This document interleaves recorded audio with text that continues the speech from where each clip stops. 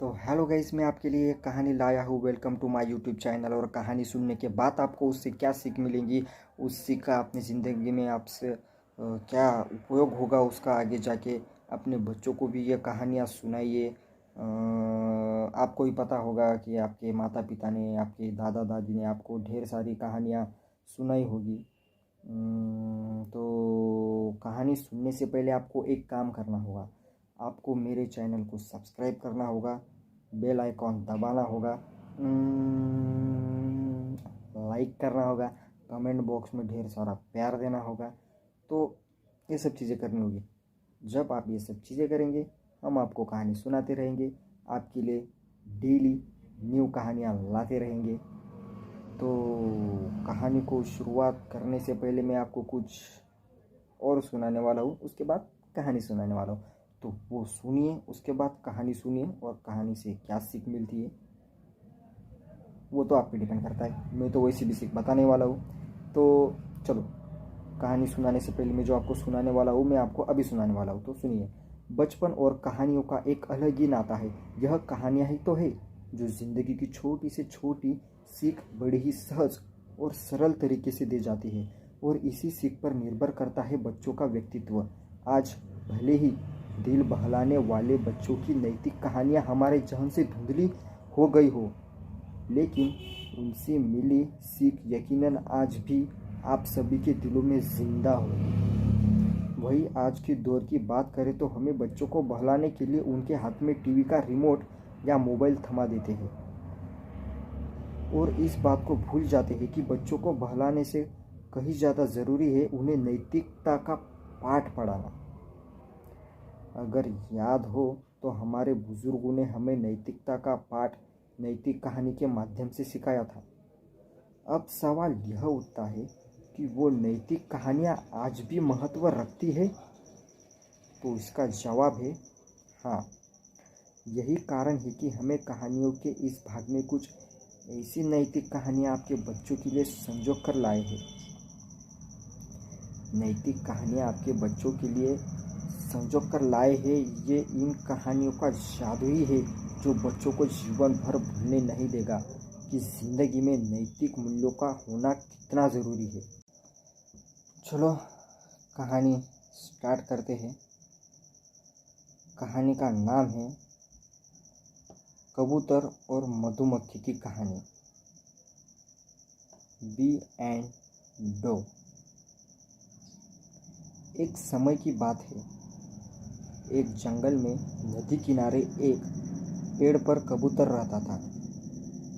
उसी जंगल में एक दिन कहीं से एक मधुमक्खी भी गुजर रही थी कि अचानक से वह एक नदी में जा गिरी। उसके पंख गीले हो गए। उसने बाहर निकलने के लिए बहुत कोशिश की, लेकिन वह नहीं निकल सकी। जब उसे लगा कि वह अब मर जाएगी, तो उसने मदद के लिए चिल्लाना शुरू कर दिया। तभी पास के पेड़ पर बैठे कबूतर की नज़र उस पर पड़ गई। कबूतर ने उसकी मदद करने के लिए तुरंत पेड़ से उड़ान भर ली।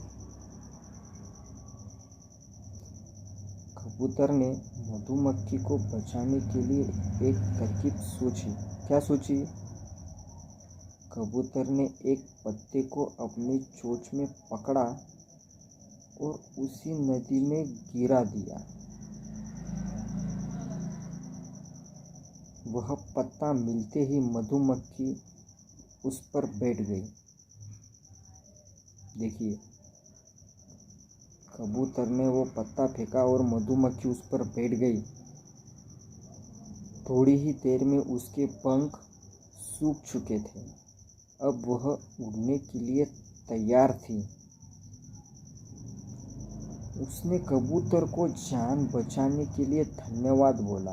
उसके बाद मधुमक्खी वहां से उड़कर चली गई। इस बात को कई दिन बीत चुके थे। एक दिन वही कबूतर गहरी नींद में सो रहा था, और तभी एक लड़का उस पर गुलेल से निशाना लगा रहा था।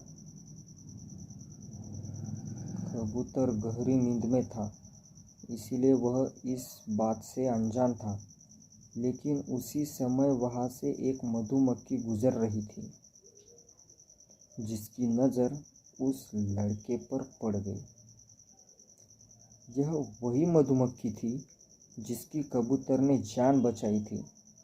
मधुमक्खी तुरंत लड़के की ओर उड़ गई और उसने जाकर सीधे लड़के के हाथ पर डंक मार दिया। मधुमक्खी के काटते ही लड़का तेजी से चिल्ला पड़ा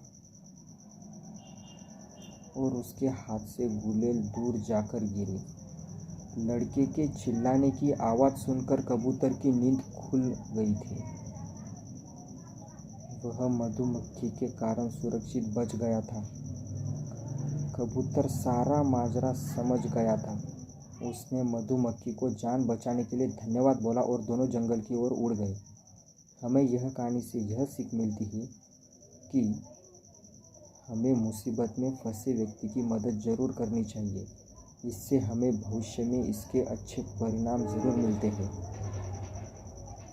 तो चैनल को सब्सक्राइब कीजिए, बेल आइकॉन दबाना मत भूलिए, कमेंट में ढेर सारा प्यार कीजिए, बल्कि देश में नहीं दुनिया में देश का नाम कीजिए। जय हिंद, वंदे मातरम।